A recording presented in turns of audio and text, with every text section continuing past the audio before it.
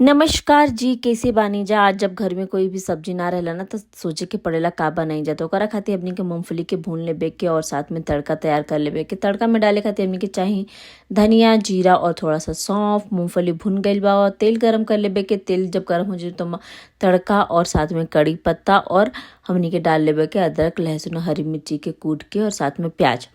अच्छा, प्याज हमनी के भून लेबे के। जब प्याज भून जी तो ओमा डाल देबे के नमक, टमाटर और के भूनने खातिर रख देबे के। वीडियो अच्छा लगी तो चैनल के सब्सक्राइब करब जा, ऐसे ही आसान वीडियो देखे खातिर। अच्छा, ये रेसिपी बहुत ही आसान बा। मसाला बना लेबे के झटपट सा।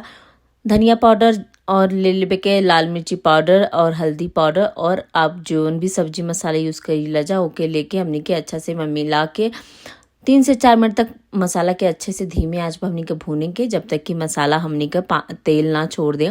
ओकर बाद एजा हम डाल तनी मूंग। हमारे पास रहल तो हम डाल देनी, अगर आपके पास नहीं के तो कोनो बात नहीं के। एजा हम घोल ले बनी 1 कटोरी बेसन के पानी के साथ, और जो मूंगफली हमनी के भुनिया जा ओके भी ये टाइम पर मिला देवे के। वीडियो कैसन लागल हमके बताइब जा। जब भी घर में सब्जी ना रहेला ना तो बड़ा टेंशन रहेला, तो ये आप बनाइब जा और गर्मा गर्म पराठा या चपाती के साथ देव जा, बहुत बढ़िया लगेला। मैं धनिया डाल के हमनी के धीमे आंच पे के पकाए के तब तक जब तक कि थोड़ा सा गाढ़ा ना हो।